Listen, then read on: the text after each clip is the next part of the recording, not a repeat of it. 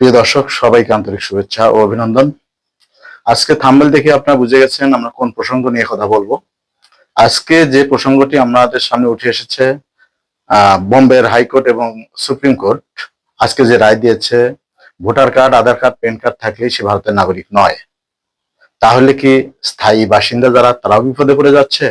চলুন আমরা সেই তথ্যটি আজ দেখে নিই এই ভিডিও থেকে, এবং ভিডিওটি দেখা মাত্র আপনারা শেয়ার করে দিবেন, প্রতিটা নাগরিক যেন এই তথ্যগুলো জানতে পারে এবং যার যার জায়গা থেকে সেজন্য তার ব্যবস্থা নিতে পারে। চলুন সবাই ভিডিও দেখি। ভালো থাকবেন, সুস্থ থাকবেন, আমাদের সাথে থাকবেন, চ্যানেলটি সাবস্ক্রাইব করবেন।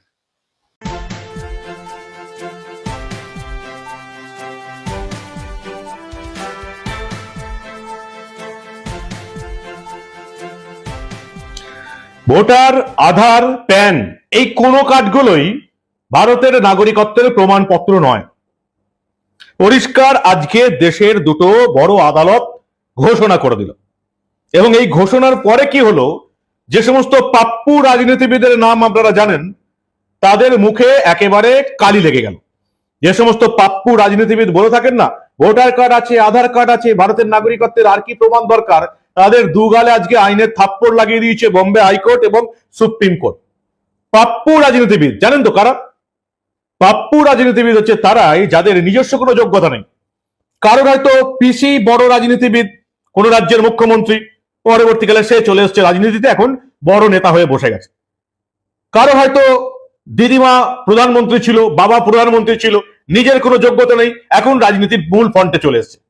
কারো হয়তো বাবা কোনো রাজ্যের মুখ্যমন্ত্রী ছিল, সে এখন রাজনীতি করছে, নিজস্ব কোনো যোগ্যতা নেই, কিন্তু যেহেতু পারিবারিক একটা রাজনীতির ইতিহাস আছে, পিসি, কাকা, বাবা, দাদা, ঠাকুমা এদিকে ধরে রাজনীতিতে চলে এসছে। এদিকে আমরা বলি পাপ্পু রাজনীতিবিদ।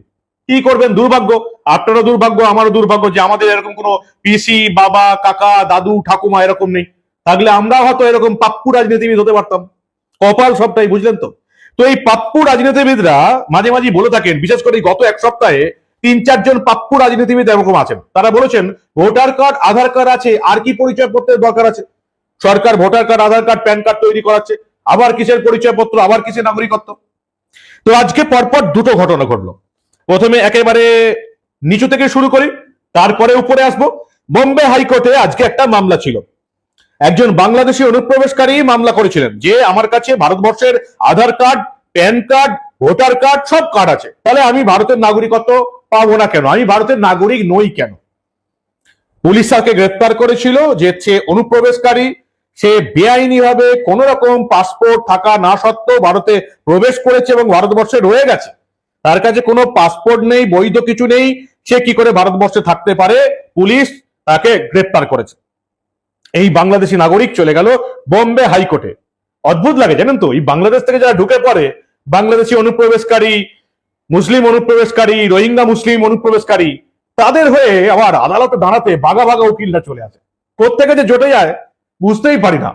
কিছুদিন আগে দেখেছেন তো, রোহিঙ্গাদের একটা গ্রুপকে ডিফেন্ড করতে ভারতের বিখ্যাত লয়াররা হাজির হয়ে গেছিলেন, যাদের সম্মিলিত একদিনের ফিজ হচ্ছে 1 কোটি টাকা। তারা হাজির হয়ে গেলেন রোহিঙ্গা মুসলিমদের জন্য। কে টাকা দিল, কোথা থেকে টাকা পেল, কেউ জানে না। তেমনি এই যে কি নাম, বোম্বে হাইকোর্টে যিনি মামলাটি করলেন তার নাম হচ্ছে বাবু আব্দুল রউফ।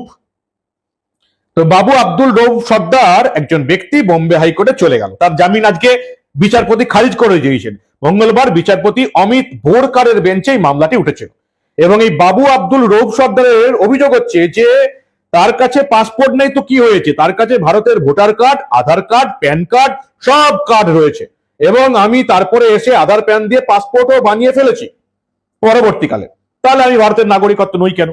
পুলিশের রিপোর্টে পরিষ্কার বোঝা গেছে যে আধার কার্ড, প্যান কার্ড আছে, কিন্তু তার কাছে পাসপোর্ট ছিল না, সে রিসেন্ট পাসপোর্টও বানিয়ে ফেলেছে। তাকে মুম্বাই পুলিশ গ্রেপ্তার করেছে এবং বোম্বে হাইকোর্টের দ্বারস্থ হয়েছে। বোম্বে হাইকোর্টের বিচারপতি আজকে অমিত বোরকার এই মামলাটি শুনলেন, তার জামিন নাকচ করে দিলেন, এবং পরিষ্কার বোম্বে হাইকোর্ট বলছে যে 1955 সালের নাগরিকত্ব আইনে স্পষ্ট বলা আছে কে নাগরিক হতে পারেন, কিভাবে নাগরিকত্ব অর্জন করা যেতে পারে, সেটা নাগরিকত্ব আইন অনুযায়ী ঠিক হবে। কারোর আধার, প্যান এবং ভোটার কার্ড এগুলো কোনো নাগরিকত্বের পরিচয়পত্র নয়, এগুলো হচ্ছে ভারতবর্ষে থাকা কোনো মানুষের শনাক্তকরণ বা পরিষেবা, সরকারি পরিষেবা পাওয়ার ক্ষেত্রে ব্যবহৃত হতে পারে, বা বেসরকারি পরিষেবা পাওয়ার ক্ষেত্রে ব্যবহৃত হতে পারে। কি বুঝলেন? বোম্বে হাইকোর্টের আজকে রায় যে ভুয়ো নথি দিয়ে যারা এই কার্ড বানাচ্ছে, সবকিছুই বানিয়ে নিচ্ছে, তারা কিন্তু আদৌ ভারতবর্ষের নাগরিক নন। কার্ড থাকলেই আপনি ভারতের নাগরিক নন, যতই আপনার কাছে voter card, Aadhaar card, PAN card থাকুক। বোম্বে হাইকোর্ট রায় দিল। আচ্ছা, এবার সুপ্রিম কোর্টে আসি। সুপ্রিম কোর্ট আবার আজকে ভারতের নির্বাচন কমিশনের কথা মেনে নিয়েছে যে কারোর কাছে আধার কার্ড এবং ভোটার কার্ড থাকলেই সে ভারতের নাগরিক নয়। কে বলছে? সুপ্রিম কোর্ট বলছে। সুপ্রিম কোর্টের ডিভিশন বেঞ্চে বলছে। বিচারপতিদের নাম কি? বিচারপতি সূর্যকান্ত এবং বিচারপতি জয়মাল্য বাগচির ডিভিশন বেঞ্চ পরিষ্কার জানিয়ে দিয়েছে আধার কার্ড নাগরিকত্বের বৈধ প্রমাণপত্র নয়। নির্বাচন কমিশন যা বলেছে সঠিক বলেছে। আধার কার্ড শুধু বিভিন্ন সরকারি বেসরকারি পরিষেবা পাওয়ার ক্ষেত্রে একজন নাগরিক সেটা শুধুমাত্র নিজের পরিচয়পত্র হিসেবে ব্যবহার করতে পারেন, তার বাইরে কিচ্ছু নয়। এবার কি বলবেন? বোম্বে হাইকোর্ট কার দালাল আর সুপ্রিম কোর্ট কার দালাল? এবার এই পাপ্পুদের বলতে হবে, কারণ 3-4 জন পাপ্পু গত এক সপ্তাহ ধরে চিৎকার চেঁচামেচি করছেন ভারতবর্ষের মিডিয়াতে যে ভোটার কার্ড আধার কার্ড আছে, আর পরিচয়পত্রের কি দরকার আছে? কে বোঝাবে এদের? না আছে ইতিহাসের জ্ঞান, না আছে ভূগোলের জ্ঞান, না আছে দেশের জ্ঞান, না আছে সংবিধানের জ্ঞান, না আছে আইন কানুনের জ্ঞান। কোনো জ্ঞান এদের নেই। এদের কৃতিত্ব একটাই, এদের যোগ্যতা একটাই, এদের কারোর পিসি, কারোর ঠাকুমা, কারোর বাবা রাজনীতিবিদ ছিলেন, বিখ্যাত রাজনীতিবিদ ছিলেন, একদম শুধুমাত্র তাদের পরিবারের অংশ বলে এরা এখন বড় রাজনীতিবিদ হয়ে বসে গেছে। এই 4-5 জন পাপ্পু বলছে ভোটার কার্ড এবং আধার কার্ড থাকলেই তারা ভারতবর্ষের নাগরিক।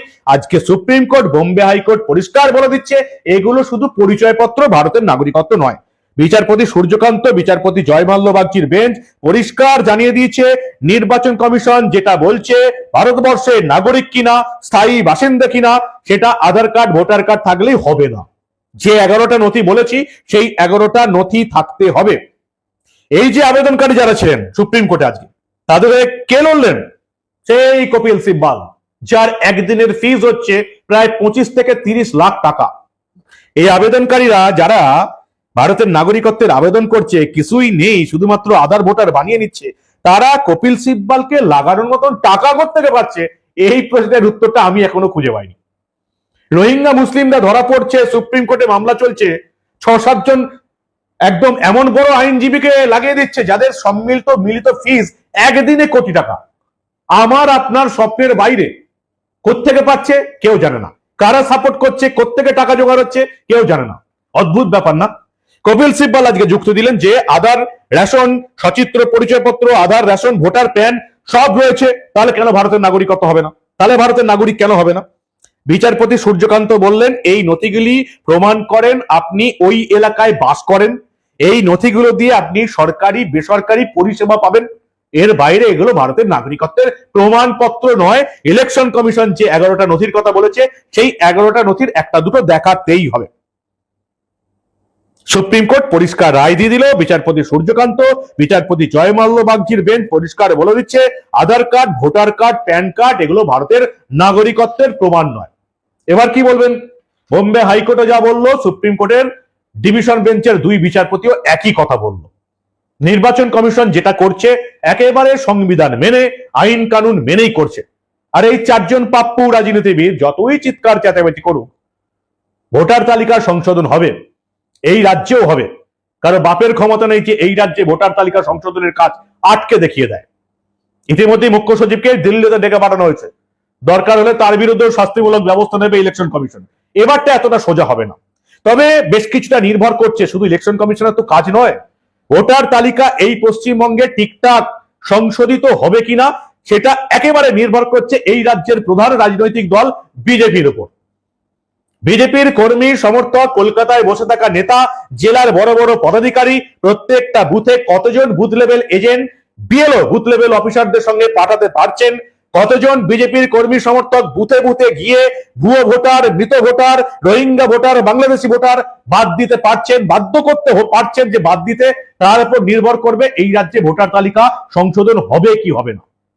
যতই আপনারা নির্বাচন কমিশনের কথা বলুন, যতই কেন্দ্রীয় সরকারের কথা বলুন, বুথে নেমে, আমি যেটা বারবার বলেছি আপনাদের গত 1 বছর ধরে, বুথে নেমে কাজটা করতে হবে বিরোধী দলের নেতা নেত্রী, কর্মী সমর্থকদের। অন্যের ঘাড়ে বন্দুক রেখে দোষ চাপিয়ে গুলি চালিয়ে কেস লাভ নেই। ৮০,০০০ বুথ এই মুহূর্তে। এবারের বিধানসভা নির্বাচনের আগে আরো প্রায় ১৫-২০,০০০ বাড়বে। ৯৫-৯৬,০০০, প্রায় ১,০০,০০০ কাছাকাছি বুথ হতে চলেছে। আপাতত ৮০,০০০ বুথে কতগুলো বুথে BLA booth level agent BJP দিতে পারবে এবং তারা বিএলও বুথ লেভেল অফিসারদের সঙ্গে ভোটার তালিকা সংশোধনের কাজ করতে পারবে, কতগুলো ভুয়ো নাম বাদ দিতে পারবে, তার উপর নির্ভর করবে বিহারের ভোটার তালিকা সংশোধনের মতন পশ্চিমবঙ্গে ভোটার তালিকা সংশোধন আদৌ হবে কিনা। নির্বাচন কমিশন নিজের কাজটা ঠিকঠাক করছে আপাতত, এটুকু আমি বলতেই পারি। বাকিটা হচ্ছে এই রাজ্যের প্রধান বিরোধী দল, তাদের নেতা নেত্রী, তাদের কর্মী সমর্থক এবং বুথে বুথে থাকা যারা বুথের এজেন্ট হবে তাদের উপর অনেকটা নির্ভর করছে। কি বলবেন আপনারা? পাপ্পুদের আজকে উচিত শিক্ষা দিয়ে দিল বোম্বে হাইকোর্ট এবং সুপ্রিম কোর্ট। তাহলে কি বুঝতে পারলেন? Voter card, Aadhaar card, PAN card, ration card একটাও ভারতের নাগরিকত্বের প্রমাণ নয়।